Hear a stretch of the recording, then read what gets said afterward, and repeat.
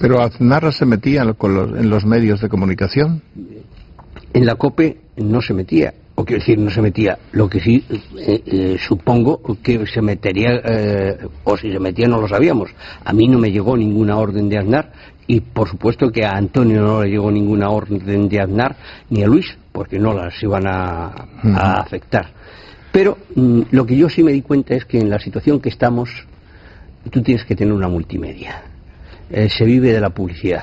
La publicidad es una tarta, pero una tarta limitada que cada vez está teniendo más comensales, y que la COPE estaba absolutamente sola. Yo era consejero de la COPE porque Antonio Herrero se había empeñado, no se fiaba de los curas, y dice, tenemos que tener un 5%, y Antonio tenía un 2%, yo un 2%, y Luis un 1%, y yo era el representante en el Consejo de Administración.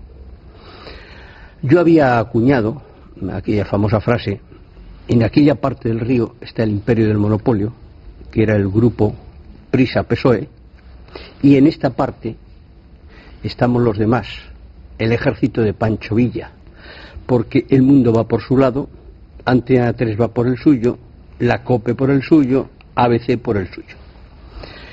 Pero resulta que en un consejo de administración, que es lo que me da la clave para todo lo que viene después, en un consejo de administración estaban presentes don Nemesio Fernández Cuesta, como representante de Prensa Española, que tenía el 5% de la COPE, y don Alejandro Echevarría Alechu, que tenía el 5% del grupo Correo, que todavía no había comprado Prensa Española.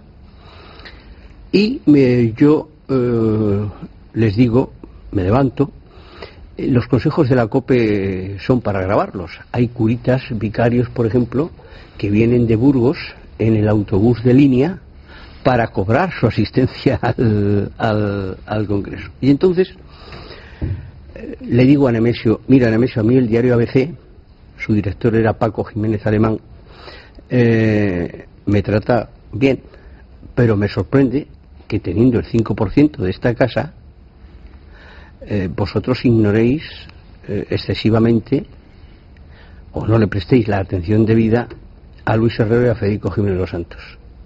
Y Nemesio Fernández Cuesta, con una gran valentía, se levanta y dice, no, José María tiene mucha generosidad. Yo personalmente he dado la orden a mi director que ni Federico ni Luis existen. Los curas se quedan sorprendidos y dicen, y no existen porque el rival en el mercado del diario ABC no es el país, es el mundo. Y esta casa, la COPE, políticamente ha tomado partido por el mundo. Por lo tanto, esa es la razón.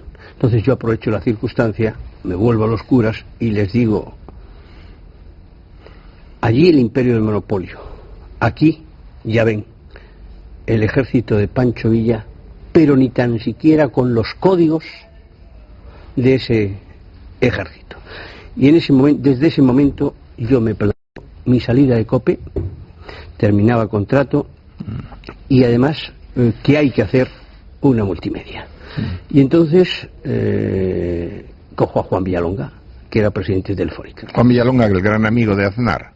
Juan Villalonga, el compañero de colegio de Aznar. Entonces cojo a Juan Villalonga y le digo, Juan, Telefónica tiene que estar en la comunicación, pero te anticipo, si tú no estás en la comunicación, vas a ser un botones del imperio. Y si estás en la comunicación, tienes que estar con toda la fuerza del mundo. Y me dice, quiero estar. ¿Cómo se hace eso? Digo, muy fácil. Un periódico, una televisión y una radio. Dice, el periódico ya lo tengo, El Mundo. Pues digo, pues televisión, Antena 3. Dice, no me hablo con Antonio Asensio. Digo, eso yo te lo arreglo. La radio. Digo, los ciegos. ¿Qué tienen que ver los ciegos? Desconocía incluso que los ciegos eran los dueños de Onda Cero.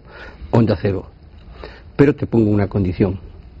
Y yo te pongo en contacto con ellos, pero cuando llegue el apartado económico, yo no quiero saber absolutamente nada. ¿Le parece bien? Y entonces yo me voy a ver a José María Aznar, presidente del gobierno. Y le digo, presidente, yo voy a dejar la COPE porque tenemos que hacer esto. Voy a montar todo esto, pero quiero que lo sepas como presidente del gobierno. Entonces me dice, a mí me parece muy bien. Adelante. Seguimos adelante y cuando está bastante avanzado todo, un día me llama José María Aznar y me dice, no firmes con Juan Villalonga porque lo tengo que cambiar. Se había producido el escándalo de la stock option y bueno, se había producido algo mucho más importante, creo que en todo eso, que era que Juan Villalonga había conocido a una chica mexicana y había dejado a su santa, y digo, no, si no firmo con Telefónica, yo voy a firmar.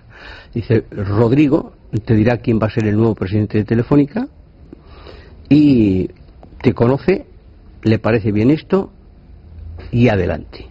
Bueno, a las 48 horas, efectivamente, Rodrigo Rato viene y me dice que el presidente de Telefónica va a ser César Alierta, y conozco a César Alierta, con el que tengo